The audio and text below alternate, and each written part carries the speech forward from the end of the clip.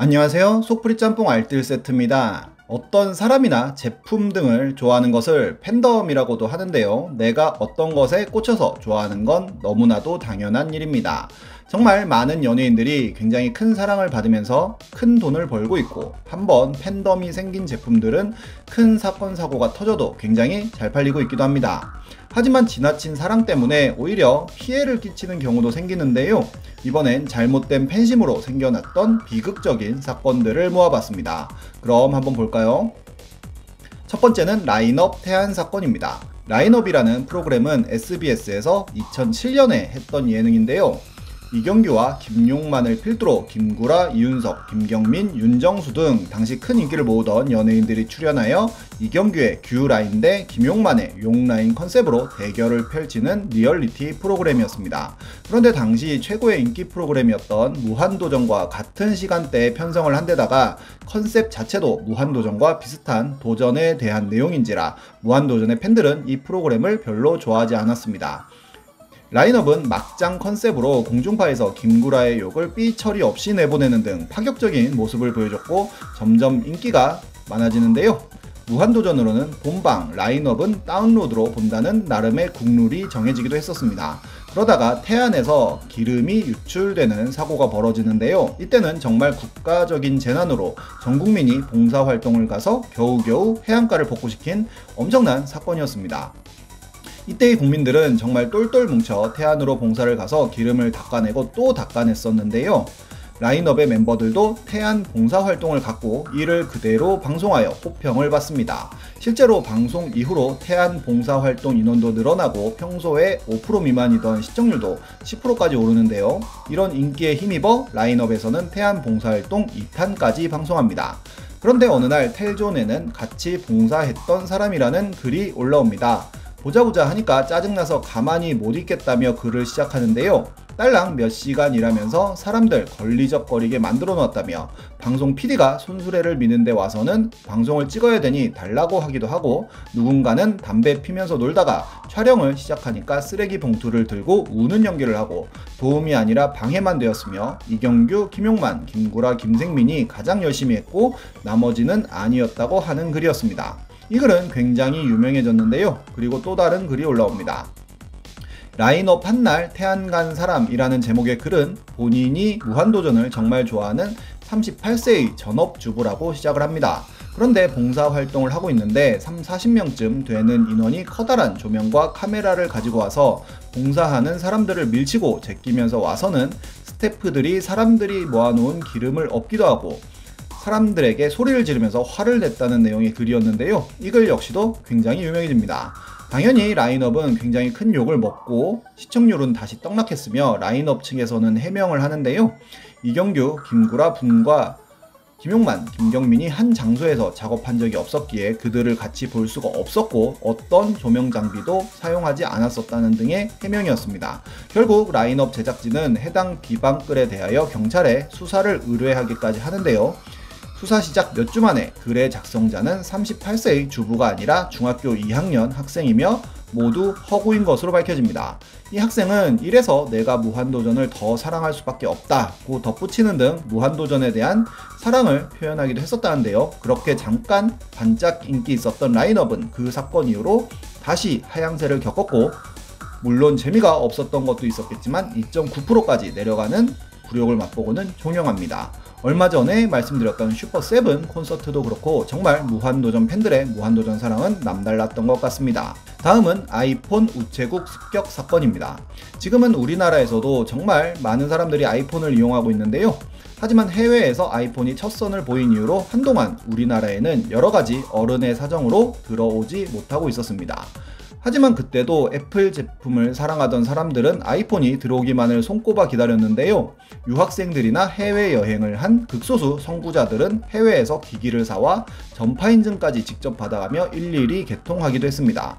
연하의 햅틱이나 옴니아 같은 핸드폰을 쓰던 우리나라 사람들에게 아이폰은 완전히 신문물이었던 것입니다. 정말 아이폰은 폭풍의 핵 같은 존재였고 KT 한정으로 우리나라에도 드디어 아이폰이 들어오게 되는데요. 굉장히 많은 애플 팬들은 열광했고 KT는 사전 예약을 11월 22일부터 받기 시작하여 28일부터 공식 출시를 합니다. 그런데 문제는 28일이 토요일이라는 점이었는데요. 당일에 엄청난 줄을 서서 받아가는 사람들도 있었지만 사전 예약을 했던 사람들이 주말 동안 택배가 오는 것을 기다리지 못하는 일이 발생한 것입니다.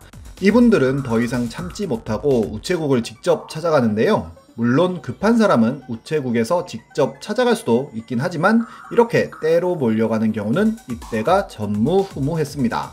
선착순으로 5명씩 조를 만들어 질서 있게 찾아가게 해준 우체국도 있었지만 어떤 우체국에서는 경비의 제지를 무시하고 담을 넘어가기도 하고 한밤중에 우르르 집단으로 우체국 물류 창고에 들어가서 본인의 아이폰을 찾는 일이 벌어진 곳도 있었다고 합니다. 당연히 우체국은 큰 혼란을 겪었다는데요. 엇나간 사랑이 민폐를 끼쳤던 사건으로 기억되고 있습니다.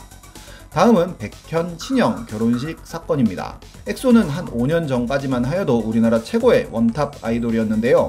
인기가 많았던 만큼 사생 팬들이 많기로도 유명했었습니다.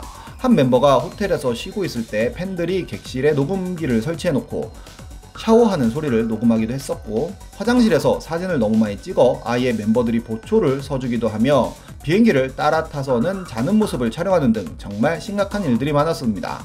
그런데 백현의 친형이 결혼식을 하게 되었고 당연히 백현과 엑소 멤버들도 참석을 하게 되었다고 합니다. 그러자 어디선가 그 소문을 들은 엑소 팬들이 우르르 몰려갔다고 하는데요. 결혼식에는 관심도 없고 카메라를 들고는 백현 오빠 나 좀 봐달라며 방해를 합니다. 식이 끝나고 사인해주겠다고 물러다 달라며 설득했지만 무시하고 막무가내로 달려들었다는데요.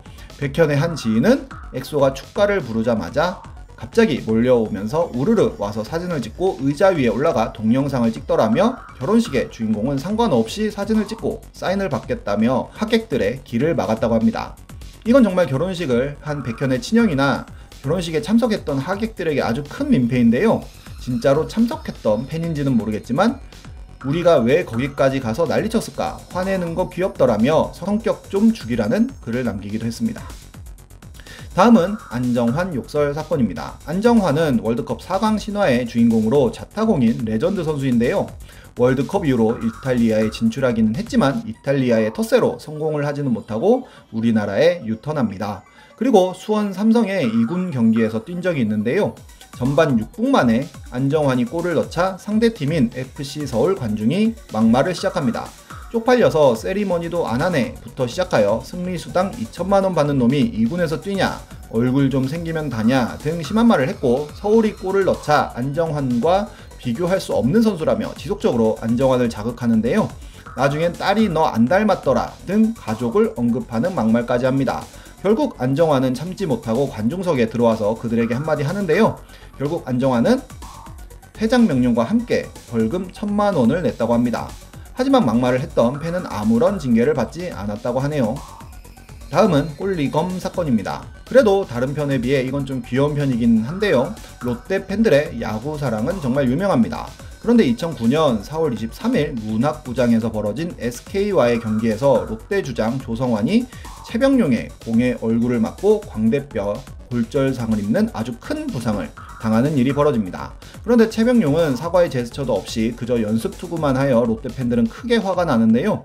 그리고 다음 SK의 공격에서 박재홍의 타석에 롯데 투수 김일엽은 박재홍의 몸쪽으로 공을 던집니다. 박재홍은 공에 맞지 않았지만 바로 화를 내며 마운드로 뛰어갔고 벤치 클리어링이 시작됩니다. 그러면서 이를 말리는 공필성 코치에게도 굉장히 화를 내는데요. 이미 SK 때문에 주장을 잃은 롯데팬 입장에서는 엄청나게 화가 납니다. 그리고 세월이 흘러 5월 5일 어린이날 롯데와 SK의 3연전이 시작되는데요. 5월 6일 경기에서 박재홍의 타석에 1루 쪽 관중 한 명이 칼을 휘두르면서 달려갑니다. 다행히 장난감 칼이었고 큰 불상사는 없었지만 이 짤은 지금도 많은 패러디가 되어 회자가 되고 있고, 박재홍의 신변을 우려한 김성근 감독은 시리즈가 끝나지도 않았지만 박재홍을 인천으로 올려보내기도 했습니다. 그 칼에는 재홍아 일엽이에게 사과는 했느냐라고 적혀 있었다고 합니다. 정말 누군가를 좋아하면 바에서 까가 되는 것 같네요. 지금까지 속풀이 짬뽕 알뜰 세트였습니다.